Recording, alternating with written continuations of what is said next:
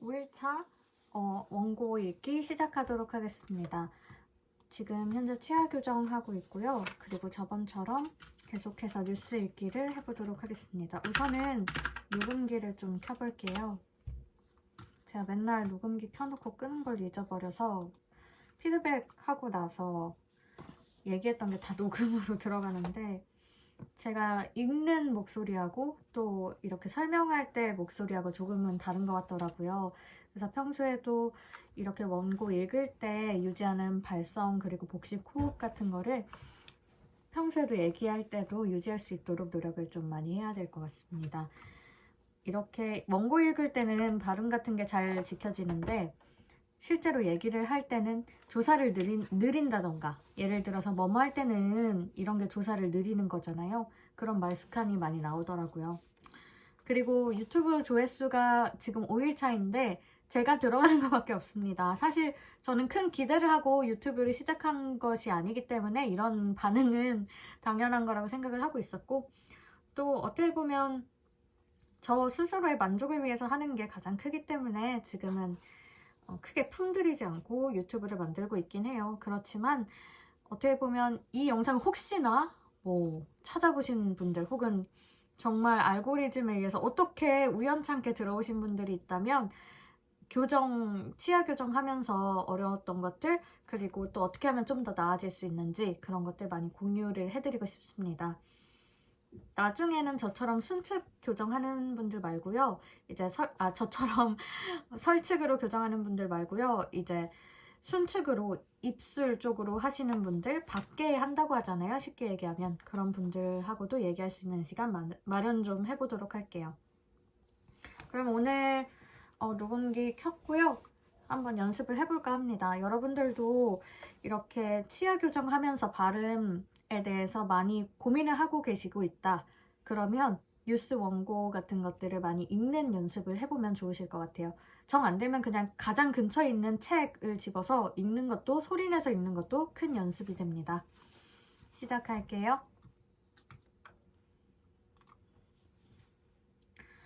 경기도 포천의 한 육군부대에서 30여 명이 코로나19에 집단 감염됐습니다. 국방부는 어제 이 부대 소속 병사 3명이 코로나19 확진 판정을 받은 이후 전수검사를 실시한 결과 병사 30명과 간부 3명이 추가 확진됐다고 밝혔습니다. 구체적인 감염 경로는 아직 밝혀지지 않았습니다. 추석 연휴가 끝났지만 추석 특별 방역 기간은 한글날을 포함해 오는 11일까지 일주일 더 유지됩니다. 이에 따라 실내 50인, 실외 100인 이상 행사는 계속 금지되고 수도권에서는 유흥주점과 뷔페 등 고위험 시설의 영업 중단도 이어집니다. 방역당국은 추석 연휴 기간 상황들이 구체적으로 드러나는 이번 주 중반 이후에 거리두기 단계를 조정할지를 결정할 예정입니다. 다음 달 13일부터 버스나 병원 등에서 마스크를 쓰지 않으면 10만 원 이하의 과태료가 부과됩니다. 마스크를 반드시 써야 하는 곳은 버스와 지하철, 택시 등 대중교통, 다중이 모이는 집회와 시위장, 의료시설과 요양시설 등입니다.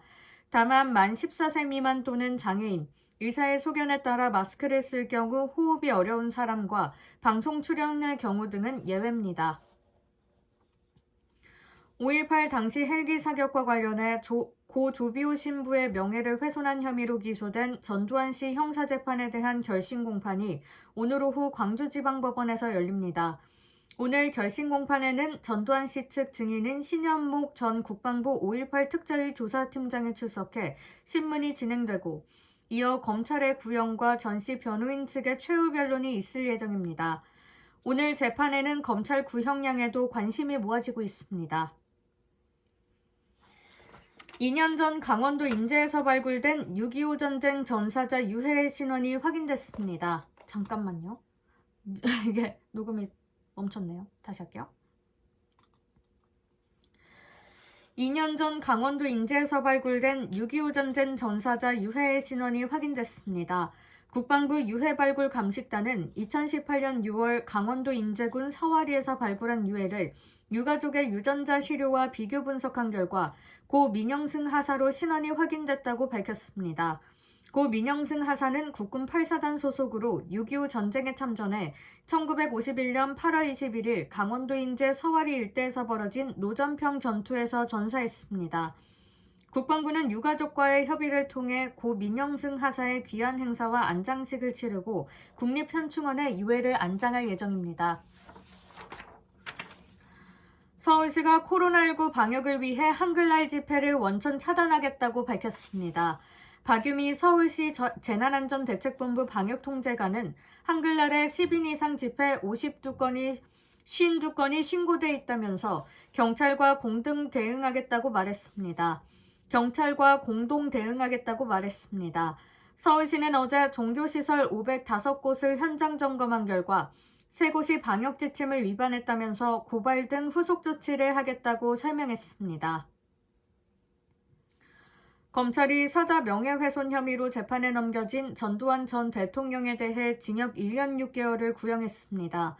광주지방법원에서 오늘 열린 전두환 씨의 결심 공판에서 검찰이 이 같은 형량을 요구한 가운데 전 씨는 법원의 불출석 허가를 받고 재판에 출석하지 않았습니다. 전 씨는 2017년 자신의 회고록에서 5.18 광주 민주화운동 당시 헬기 사격을 목격했다고 증언한 고 조비오 신부에 대해 파렴치한 거짓말쟁이라고 비난하고 명예를 훼손한 혐의로 기소됐습니다. 국민의힘이 국회가 있는 서울 여의도로 2년 3개월 만에 다시 당사를 옮겼습니다. 김종인 비상대책위원장 등 국민의힘 관계자들은 오늘 여의도 남중빌딩에서 새 중앙당사 현판식을 열었습니다.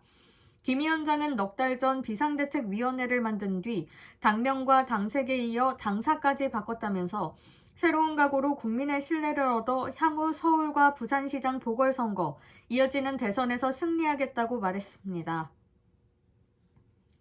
코로나19 이후 배송 물량이 급증하면서 정부가 대형 전자상거래 유통업체인 쿠팡과 SSG닷컴, 마켓컬리에 대한 첫 근로감독에 들어갔습니다. 고용노동부는 지난달 말부터 한 달 동안 규모가 큰 전국의 물류센터 몇 곳을 뽑아 배송기사의 장시간 노동, 임금체불 현황 등 노동관계법 위반 여부를 집중 조사한다고 밝혔습니다.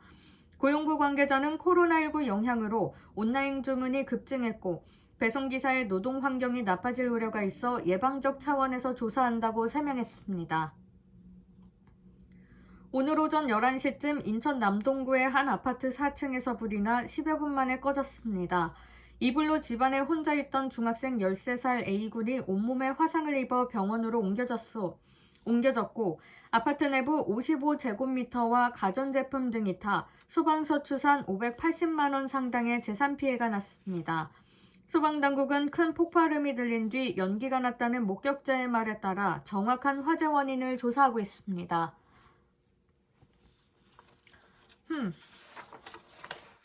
다른 것 좀 읽어볼게요. 트럼프 대통령이 코로나19 추가 경기 부양책을 놓고 민주당과 벌이던 협상을 갑자기 중단하겠다고 밝혔습니다. 자신이 대통령 선거에서 이기면 다시 하겠다고 했는데 뉴욕 증시 급락했습니다. 뉴욕 한부경 특파원이 보도합니다. 21대 국회 첫 국정감사가 오늘부터 20일간 이어집니다. 공무원 피살 사건, 추미애 장관 아들 논란 등 여러 현안에 대해 야당이 공세를 예고한 가운데 여당은 무차별적 정치 공세는 막겠다며 국감 이후에 입법을 강조했습니다. 이화진 기자의 보도입니다. 정부가 임신 중절 수술, 낙태를 임신 초기인 14주까지 허용하는 내용의 법 개정안을 오늘 입법 예고합니다. 여성계에서는 낙태죄 전면 폐지를 주장해온 만큼 헌법재판소가 시한으로 정한 연말까지 개정안 확정을 둘러싸고 국회에서 치열한 논의가 예상됩니다. 김채린 기자입니다.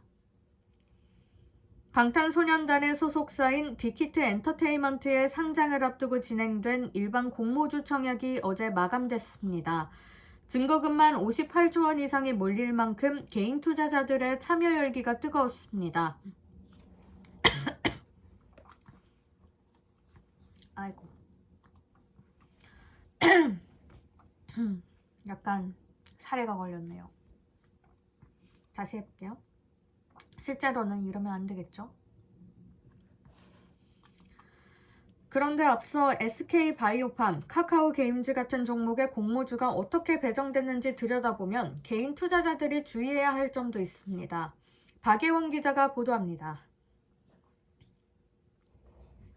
이른바 검언유착 의혹 사건으로 알려진 채널A 전 기자 강요미수 사건 재판에 이번 사건의 피해자라고 주장하는 이철 전 밸류인베스트 코리아 대표가 증인으로 출석했습니다. 이 전 대표는 기자의 편지를 받고 공포감을 느꼈다면서 특히 한동훈 검사장의 이름이 나와 충격적이었다고 증언했습니다. 김진호 기자입니다.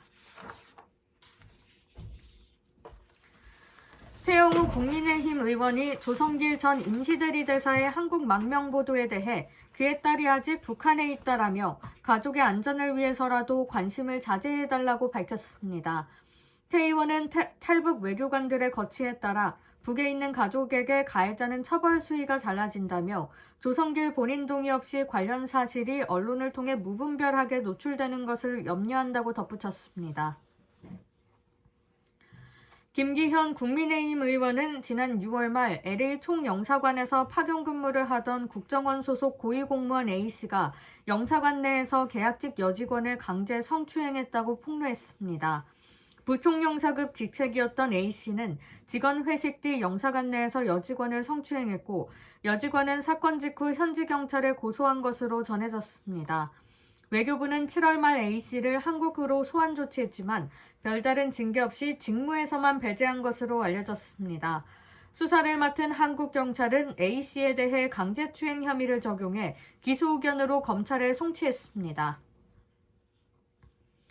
미국 시민권을 취득해 병역 기피 논란으로 한국 입국이 금지됐던 가수 유승준 씨가 올해 한국 비자 발급을 또 거부당한 사실이 뒤늦게 확인됐습니다. 앞서 유 씨는 지난 3월 비자 발급 관련 소송에서 최종 승소하고 다시 비자 발급을 신청했지만 한국 외교부는 또 다른 사유를 들어 발급을 거부한 것으로 전해졌습니다. 유 씨의 소송 대리인은 어제 서울행정법원에 여권과 삭증 발급을 거부한 처분을 취소해달라며 주 로스앤젤레스 총영사관 측을 상대로 행정소송을 제기했습니다. 내년부터 공무원 채용시험에서 영어, 외국어, 한국어 시험 성적 인정기간이 5년으로 확대됩니다. 인사혁신처는 코로나19 확산으로 시험이 연기된 상황에서 시험장의 수험생 밀집도를 완화하기 위해 이 같은 내용의 고시 제정안을 행정 예고한다고 밝혔습니다.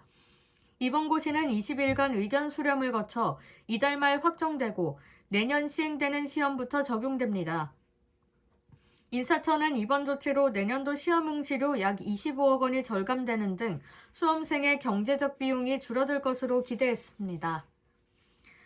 한국소비자원이 시중에 판매 중인 등산 스틱 13개의 강도 측정을 시험한 결과 노스페이스와 밀렛, 블랙 다이아몬드, 블랙야크, K2, 코오롱 스포츠 제품이 변형되지 않고 힘에 잘 견디는 것으로 나타났습니다.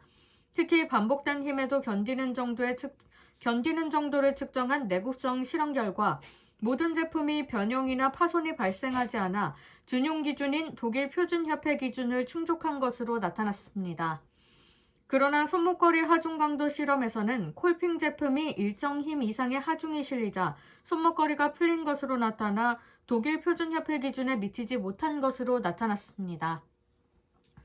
오늘 이렇게 읽어봤는데요. 확실히 그래도 조금 연습을 하다 보니까 조금 더 오독을 하거나 아니면 소리가 갈라지거나 흔들리는 건 많이 잡힌 것 같습니다. 그렇지만 아직까지도 발음이 안 되는 부분이 꽤 많아서 어미 그리고 조사 같은 부분을 더 열심히 해야 될 것 같아요.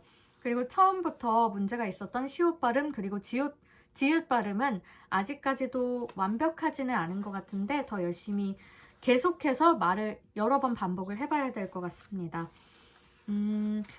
앞으로 지금 5일이 지났는데요. 앞으로 어떻게 될지 좀 기대를 많이 해봐야 될 것 같아요.